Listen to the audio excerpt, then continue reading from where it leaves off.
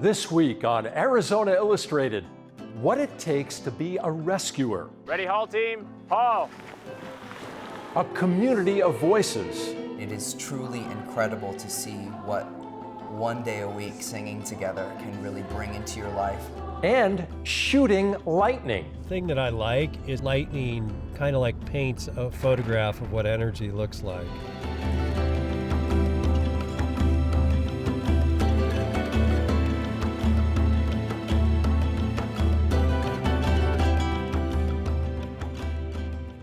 Welcome to Arizona Illustrated. I'm Tom McNamara.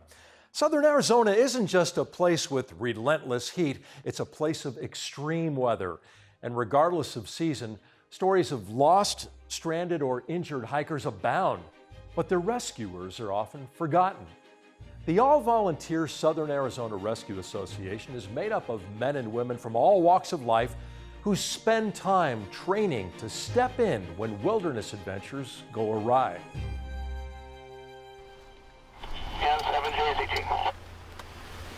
Okay, 7 KRJ. Well, Mike's coming back later. I went to his voicemail. So I'm just gonna go up to where Brian is right now, just watch the water level. I have a rock where it was, it's dropped.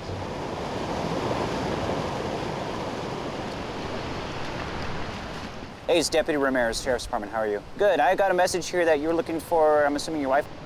Okay. Have you heard back from her at all?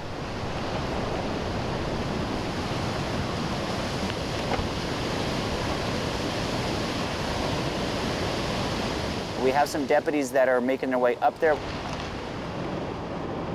We have not had verbal contact with these folks yet that are stuck on the other side of the washes, so as far as it being your wife, I don't know right now. So I just want to let you know as soon as I could about that. Where does she normally hike at? On a winter day, two hikers are trapped by a torrent of rain. That's where I think they are. That's where the guess is, right there. Pima County Sheriff's Deputy Jeremy Ramirez I copy that. I'm at is on the scene to manage the rescue. Okay, yeah, you should be able to. I'm with the search and rescue unit. Whether it be lost, injured hikers, walkaways, runaways, anything along the lines that we need, patrol needs our assistance and our specialty for. I didn't want to commit all of our resources in case for some reason things started rising and then we're all stuck on the other side. Given the fact that our search and rescue unit is only comprised of 8 deputies, we can't handle a lot of these calls on our own. We need help, we need assistance. That's when the Sheriff's Department calls Sarah. The Southern Arizona Rescue Association is an all-volunteer group of men and women who train to rescue those in need. When someone is lost or injured in the wilderness, Sarah members come out to find and help them. Typically have about 150 members, of whom 60 or 70 will be field qualified at a given time. It sounds like a very big group. When you're trying to carry a very heavy person out of the mountains, you need a very big group. Some pictures from some of those trainings, as you can see, working in the snow, working when it's excessively hot. Jane Larkendale has been a Sarah rescuer for 11 years. She helps lead the group's selection and training process. That's the very basics of search, technical rescue, the basic medical qualifications. That is what's required to become a field qualified member. That's going to take you about 70 hours. It's a big time commitment. After that, you have a minimum of 1 year of training and apprenticeship, and you're going to have a more advanced medical class if you don't already have an advanced medical qualification.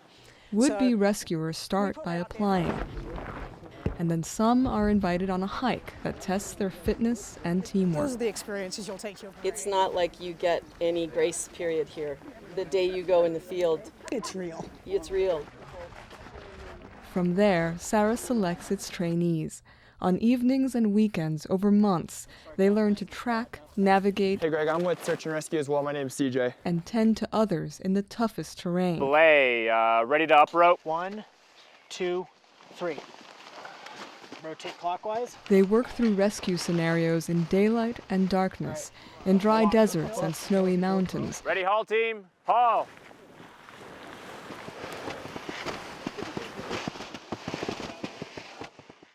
Down rope blue. as they prepare for the day when someone's life is really on the line. All right. And All right, we're good. So what we normally do at this point is we just sort of sit down, take a break, get some food and water. But Eventually, they earn their yellow shirts and become candidate members who are eligible to go on calls with orange shirts, the more experienced members. They join a long line of rescuers with a history one Sarah member knows well.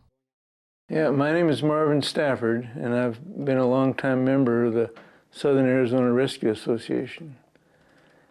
The time of my working with them goes back to what I call the first search in November 1958. Marvin was 16 years old when he took part in the first search. He joined hundreds of other Arizonans in looking for 3 missing Boy Scouts who disappeared on Mount Wrightson in a snowstorm and who were later found dead. We know that they, in desperation, resorted to using the handle, the wooden handle of the axe, for firewood. So that was the way they went down that night. You know, there were so many problems in that first search. There was jurisdictional problems between Santa Cruz and Pima County. There was the mixture of Forest Service and other government, highway patrol, military guys, all trying to work together, and they just didn't work well together at all because they didn't have the experience. There wasn't somebody overall in charge with the proper knowledge of being able to pull off such a thing as that with all those people. So the next spring, the attitude was, we've got to get organized.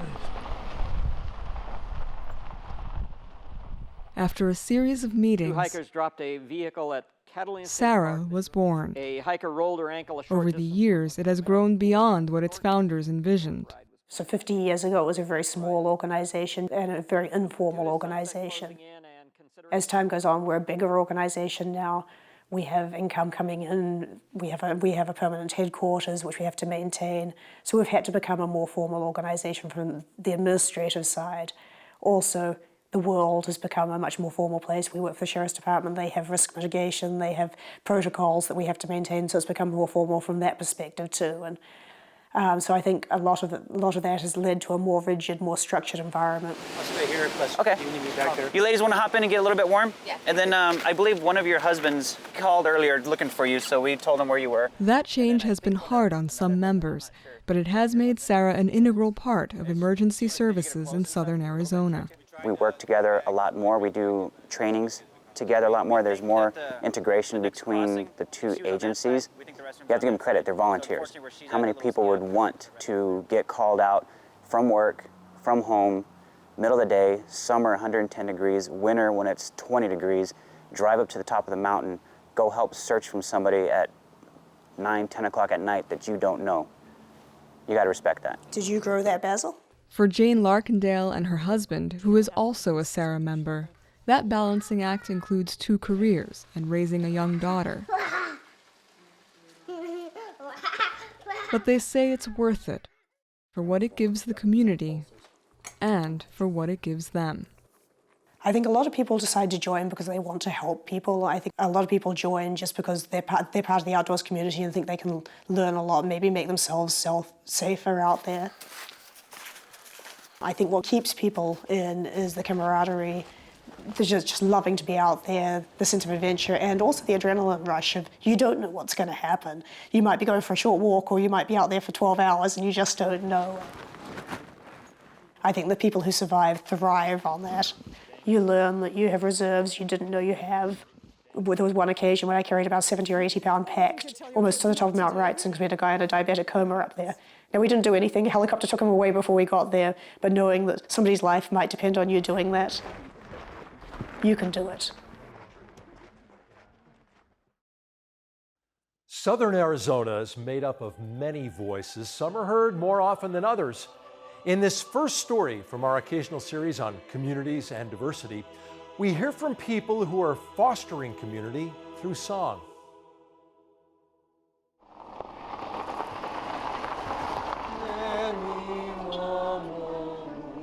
On your toes. My name is Sean Cullen, and I'm the artistic director for Desert Voices Chorus here in Tucson.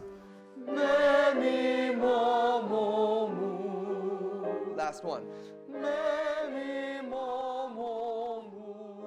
The LGBTQA stands for lesbian, gay, bisexual, transgendered, queer, and the A stands for our straight allies.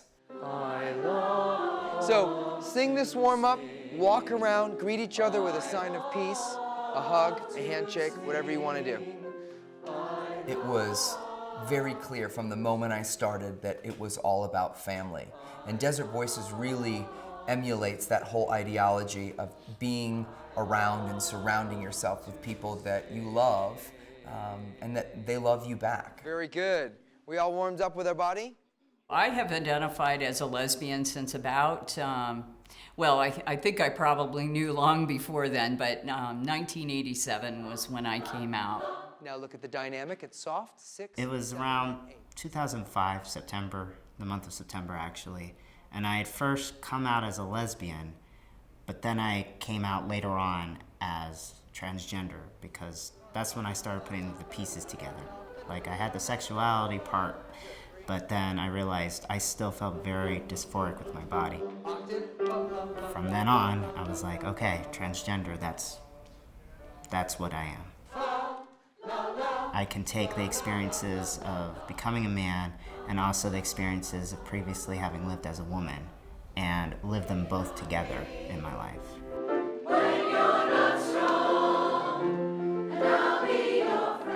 We have been a couple for 41 years and married for almost 2.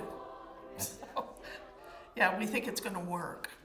1 and 2 and We hate to pinhole ourselves or have anybody else pigeonholed into a label. We're compassionate people that just happen to have fallen in love with each other as 2 women. I'm married to Mel. We've been together for 14 years. I have 3 beautiful children, 2 boys and a girl. And I'm part of Desert Voices as a straight ally. You have to stand up for what you believe in order to make something happen. And so, like I said, I'm 100% with them. My own beliefs are in my song. Yes, we are a couple. We're legally married. I came out as a lesbian in 1981, but I'm just a person. It's awkward for me because I don't feel like I have a label. I just feel like I'm who I am, and I shouldn't have to be labeled. I love Kelly, and she's the person I'm meant to be with, and I shouldn't have to explain. Makes no difference what group I'm in.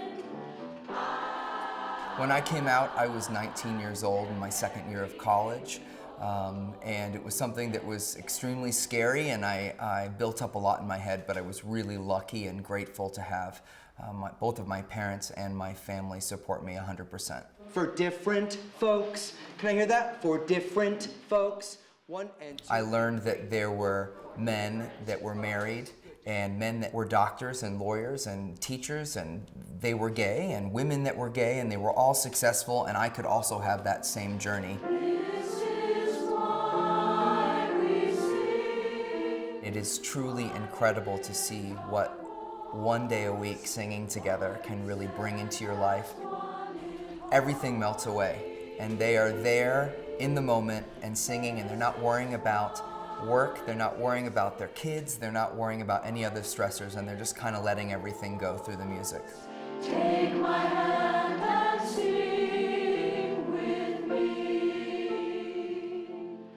I want you to throw that dart right in between my eyes. Okay? Don't hurt me now. 1 and 2 and 3. Good. Some of you went, woo, way over my head. Some of you hit here. Some of you hit here. Sean's a hoot. Yeah, he makes rehearsals seem like they go by in seconds. Yeah, and he's tough on us, and I love that too from the musical standpoint. And it makes me wanna learn more. It makes me want to be a better singer. As if you're holding the sound up. 1, 2, 3, breathe.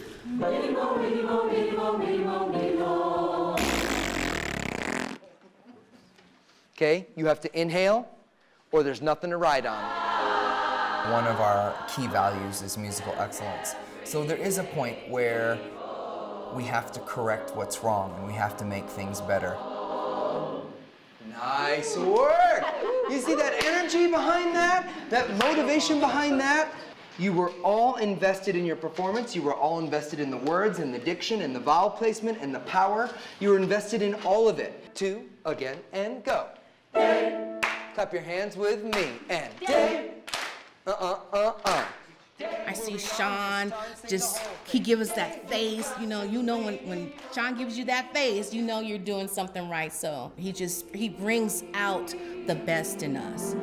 Music builds a bridge, it can tear down a wall. They don't really want me to sing.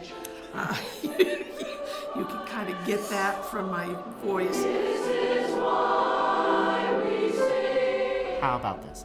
I love to sing. But really, I do love to sing. I'm kind of like a walking jukebox half the time. Ooh, shout, shout.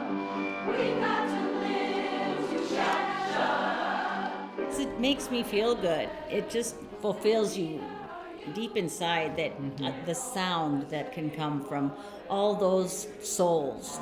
There is a yellow one that won't accept the black. Love singing. I've been singing since I was 7 years old in the church choir. Amazing grace shall always be my song of praise. That's like an alto. Desert Voices' mission is fostering community through song. And by having this group out, even as a non-singer, to be supportive of them and to be part of the board, for me, is letting everybody know we are people that love people, and our allied singers that are with us, people that just love to sing. Part of the reason that I joined Desert Voices and went to the first rehearsal is because I knew no other GLBT people. That really turned my life around. Yes, we shall. I really feel like it saved my life in a lot of ways because it was a very difficult time. For me, I lose sight of who I am as an individual and have that sense of being part of something greater than myself.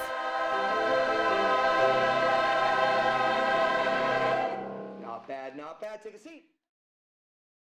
Like what you see on Arizona Illustrated? Visit our webpage at azpm.org to watch and share videos from this episode.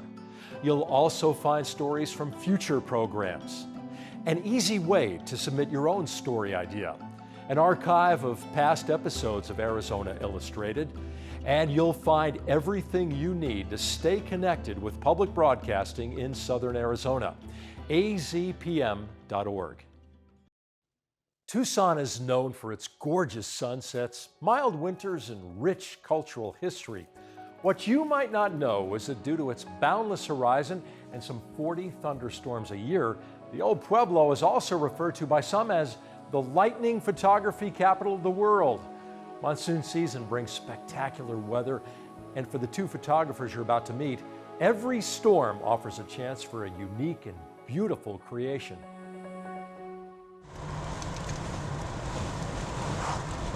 There's a bunch of good apps for weather and lightning and things like that, but it's also not as good as someone looking out and looking at clouds and driving. Do you need a car to shoot lightning? A car is a good idea. We're driving at a reasonable rate to see if we can get out to a place where there's clouds that are building, because it's ever elusive.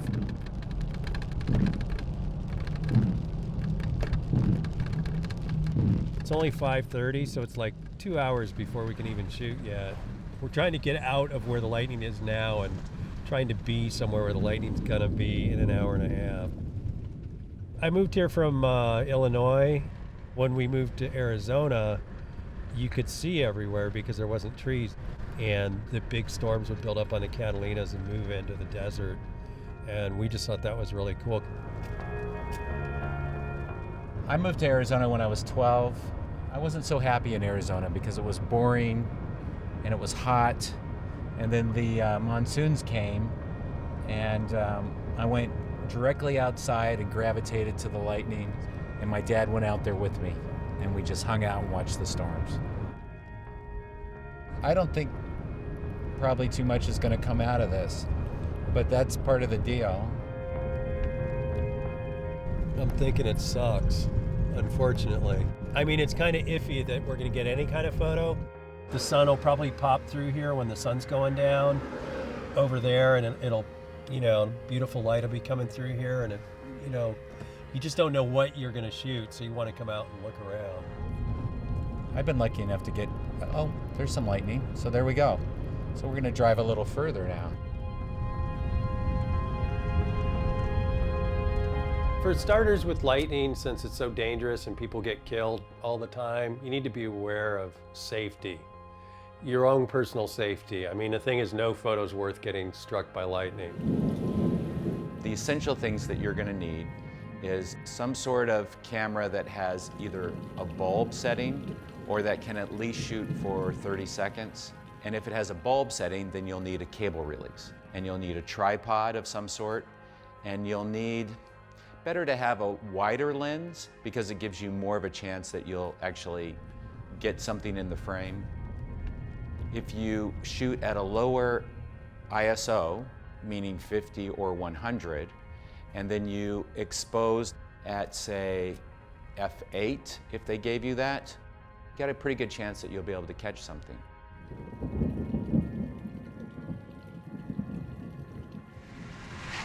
All your predictable parts, like how many tripods, what lenses do I shoot with, which cameras do I set up, do I shoot this on film, do I shoot it on digital, all of that stuff is the variables that you control. I think it's a little too much rain. Damn, I almost would have got that. None of that matters if the lightning doesn't cooperate and do what you're hoping that it'll do. It's a lot like fishing, you know, just because you put your camera up doesn't mean you get to catch a big bolt. So, but it was fun to stand by the thing and try and take a lightning photo, and now we're off again down on the road to Wilcox, so maybe there'll be something better around the corner. In a year, like if you go out somewhere between 30 and 60 times in a monsoon season, that was interesting, whatever that was. I don't even know if there's lightning bolts in there, but we missed that. See, the camera was closed when that was going on. Did you get that? Because that was huge if it got it. The randomness of it is completely wonderful for me. We'll never get this moment again. Like we will never see this sky again look exactly like this. We're over by the edge of Davis-Monthan and kind of just shooting pictures of a rainbow before the sun goes down. It's a pretty brilliant rainbow. You got the rainbow and you need the next thing. What's the next thing? 99% of the time, I get the amazing clouds and the amazing foreground, no lightning. Or huge lightning bolt hits right on the edge of the frame. You know, it's like garbage. I used to just throw those out. And now that it's all digital, you're just delete, delete, delete, delete, delete, delete, delete, delete. We're shooting it from the car, but it's just, it doesn't look very focused because the rain gets in the way of the light. All right, well, I say we're out of the truck stop. Oh, damn it, see? That one I missed. Damn it. Oh, why did you miss that? Show me a lightning. Show me the lightning. We've only seen 4 or 5 bolts. And it was like 80 in 15 minutes, like 2 hours, you know, an hour and a half ago when we started. Where's the lightning? We getting 10, there's another one. We either got that one or missed it. Oh, I missed it. Missed it, damn. Oh, there's a lightning bolt. There's the iconic shot when you're there and you're set up on a tripod, but I'm taking also the shot that you're driving, you know, there.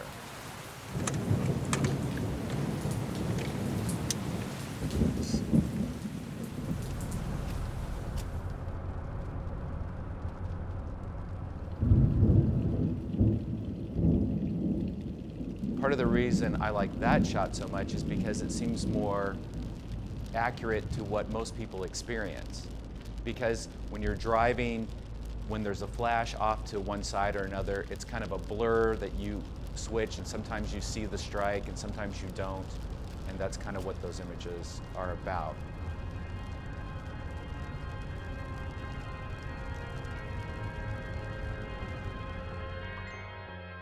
The thing that I like is it's a visual representation of energy. Energy controls so much in this world, you know, everything's fueled by energy. And it's just really interesting that lightning, you know, kind of like paints a photograph of what energy looks like.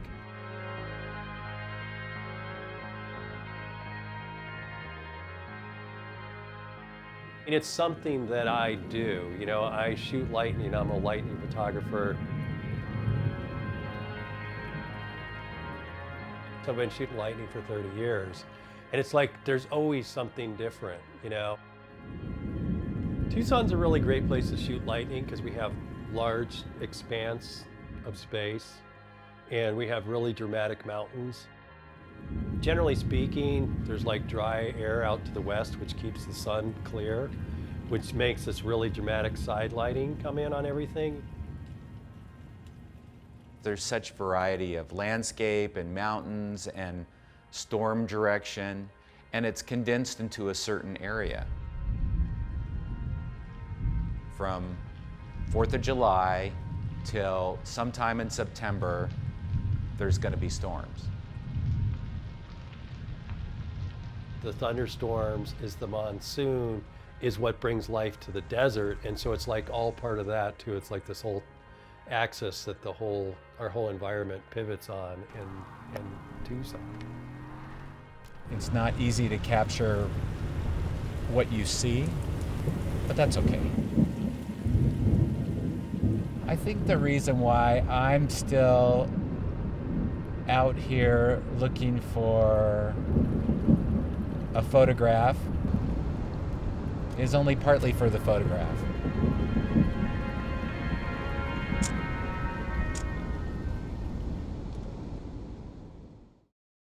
Thank you for joining us here on Arizona Illustrated. Next week, A Mountain's 100 Years, the life of a square dance caller, urban raptors, and Charlie Sheen in Tucson from the vault. I'm Tom McNamara. See you next week.